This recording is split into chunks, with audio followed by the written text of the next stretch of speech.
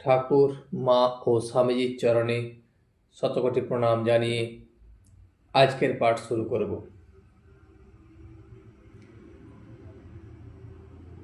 অসংশয়ং মহাবাহ মনো দুর্নিগ্রহম চলম অভ্যাসেন তু কৌন্তেয় বৈরাগেন চ গৃহতে। শ্রীকৃষ্ণ অর্জুনকে বলছেন, অর্জুন, মন নিঃসন্দেহে চঞ্চল এবং একে বশে রাখা খুবই কঠিন, কিন্তু হে কৌন্তেয়, অভ্যাস এবং বৈরাগ্যের মাধ্যমে এটিকে নিয়ন্ত্রণ করাও সম্ভব।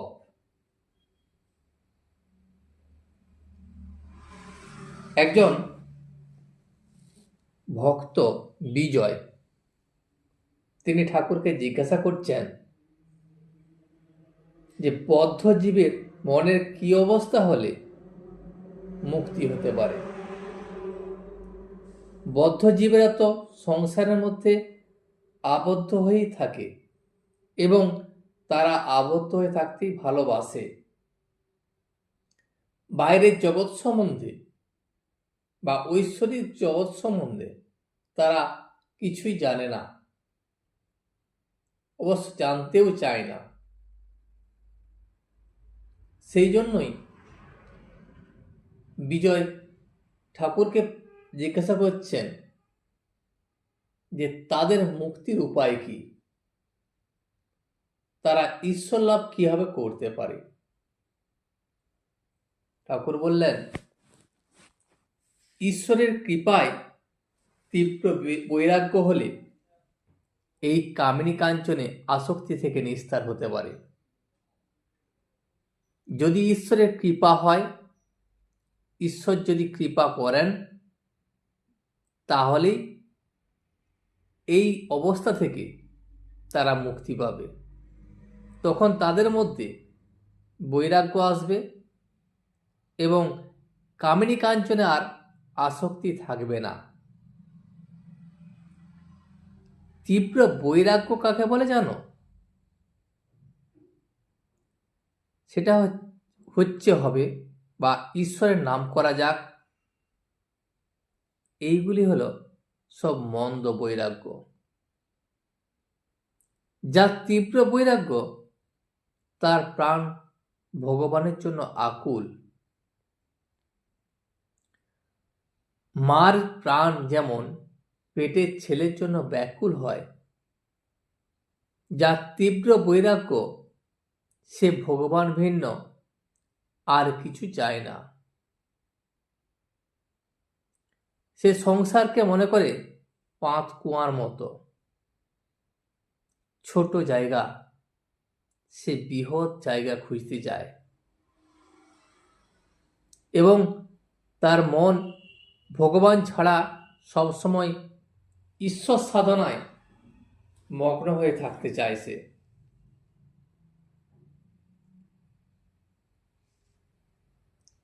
শুধু তাদের মনে হয় এই বুঝি সংসার মায়ায় আমি ডুবে গেলাম। আর তার যে আত্মীয় স্বজন, সে আত্মীয়দের কাল সর্পের মতো দেখে, ভয়ে তাদের কাছে থেকে দূরে থাক চায়, তাদের কাছ থেকে শুধু পালাতে ইচ্ছে হয় আর পালায়ও। বাড়ির বন্দোবস্ত করি, তারপর ঈশ্বর চিন্তা করব, এ কথা তাদের মনে স্থান পায় না। ভিতরে ভিতরে তাদের খুব রোগ। তীব্র বৈরাগ্য কাকে বলে তার একটি গল্প শোনো।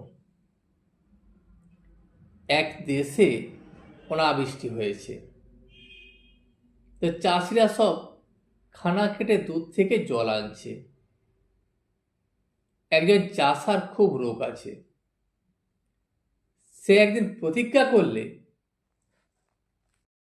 যতক্ষণ না জল আসে খানার সঙ্গে আর নদীর সঙ্গে এক হয়, ততক্ষণ খানা খুঁড়ে যাবে।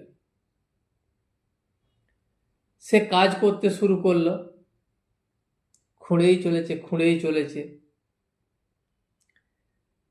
তার কাজ আর শেষ হয় না। এদিকে স্নান করবার বেলা হলো।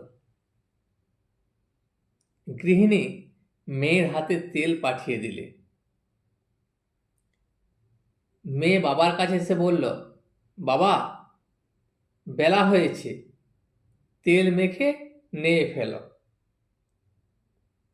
তখন চাষা তাকে বুঝিয়ে বলল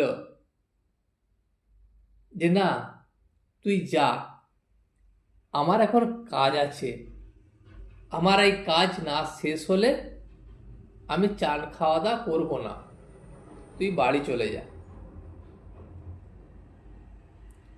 বেলা আরো বাড়ল। বেলা 2 প্রহর 1টা হলো। তখনও চাষা মাঠে কাজ করছে, তখনও তার কাজ শেষ হয় নাই। অথচ সে খাওয়া দাওয়া চান সব বন্ধ করে সে কাজ করে চলেছে। স্নান করার নামটি নাই। তখন তার স্ত্রী নিজে মাঠে এলো, এসে বলল, এখনো নাও নাই কেন? ভাত যে জুড়িয়ে গেল, তোমার সবেতেই বাড়াবাড়ি, না হয় কাল করতে, কি খেয়ে দেই করবে। চাষা রাগারাগি করে গালাগালি দিয়ে চাষ কোদাল হাতে তাড়া করে উঠলে আর বললে, তোর আক্কেল নেই? বৃষ্টি হয় নাই, চাষবাস কিছু হলো না, এবার ছেলেপুলে কি খাবে? যদি মাঠে জল না পৌঁছায় তাহলে চাষ হবে না, আর চাষ যদি না হয় সারা বছর সবাই মিলে খাওয়া দাওয়া কি করবে? সেই জন্যই সে প্রাণপণে মাটি খুঁড়ে চলেছে এবং তার স্ত্রীকে বলে, না খেয়ে সব মারা যাবি। আমি সেই জন্য প্রতিজ্ঞা করেছি, মাঠে আজ জল আনবো, তবে না খাওয়ার কথা কব। যতক্ষণ জল না আনতে পারছি ততক্ষণ আমার খাওয়া দাওয়া কিছুই করব না। স্ত্রী তখন দেখল যে গতি খারাপ, সে দেখেই দৌড়ে পালিয়ে গেল ভয়ে। চাষা সমস্ত দিন হাড় ভাঙা পরিশ্রম করে সন্ধ্যার সময় খানার সঙ্গে নদীর যোগ করে দিলে। তখন একেবারে বসে দেখতে লাগলো যে নদীর জল মাঠে কুলকুল করে আসছে। তার মন তখন শান্ত আর আনন্দে পূর্ণ হলো। ঠিক সেই রকম যাদের মনে এই ধরনের রোগ থাকবে, তারা ঈশ্বর চিন্তা করবে এবং ঈশ্বরের জন্য ব্যাকুল হবে। তারা একদিন শীর্ষে পৌঁছে যাবে এবং আনন্দের কানায় কানায় পূর্ণ হয়ে যাবে। চাষা এবার বাড়ি গিয়ে স্ত্রীকে ডেকে বললে, নে এখন তেল দে আর একটু তামাক সাজ। তারপর নিশ্চিন্ত হয়ে নে খেয়ে সুখে ফোঁস ফোঁস করে নিদ্রা যেতে লাগলো। এই রকম রোগ হলো তীব্র বৈরাগ্যের উপমা। যদি তোমাদের মধ্যে এই ধরনের রোগ থাকে বা বদ্ধ জীবের মধ্যে যদি এই ধরনের রোগ আসে, তাহলে তাদের ঈশ্বর লাভ হবে এবং ঈশ্বর লাভের যে আনন্দ, সেই আনন্দে সে পূর্ণ হতে পারবে। আর একজন চাষা, সেও মাঠে জল আনছিল। তার স্ত্রী যখন গেল আর বললে, অনেক বেলা হয়েছে, এখন এসো, এত বাড়াবাড়িতে কাজ নাই। স্ত্রীর এই কথা শুনে চাষা আর উচ্চবাচ্য না করে কোদাল রেখে স্ত্রীকে বললে, তুই যখন বলছিস তো চল। তার মধ্যে কোনো রোগ নাই, সেই জন্যই তার আর কাজ হলো না। সে চাষার আর মাঠে জল আনা হলো না। এটি হলো মন্দ বৈরাগ্যের উপমা। খুব রোগ না হলে চাষার যেমন মাঠে জল আসে না, সেইরূপ মানুষেরও ঈশ্বর লাভ হয় না। ঈশ্বর লাভ করার জন্য বৈরাগ্যের প্রয়োজন এবং খুব রোগ প্রয়োজন। তাকে ব্যাকুল হয়ে ডাকতে হয়। ব্যাকুলতাই আসল। আজ এই পর্যন্তই। ভিডিওটি শেষ পর্যন্ত দেখার জন্য আপনাকে অসংখ্য ধন্যবাদ। ভিডিওটি যদি আপনার ভালো লেগে থাকে তাহলে একটা লাইক, কমেন্ট এবং বন্ধুর সাথে শেয়ার করে দেবেন। সাবস্ক্রাইব করে পাশে থাকা বেল আইকনটি বাজিয়ে দেবেন, যাতে আপনাদের নতুন ভিডিওগুলি সর্বপ্রথম আপনার কাছে পৌঁছে যায়। জয় শ্রী রামকৃষ্ণ, জয় শ্রী রামকৃষ্ণ, জয় শ্রী রামকৃষ্ণ।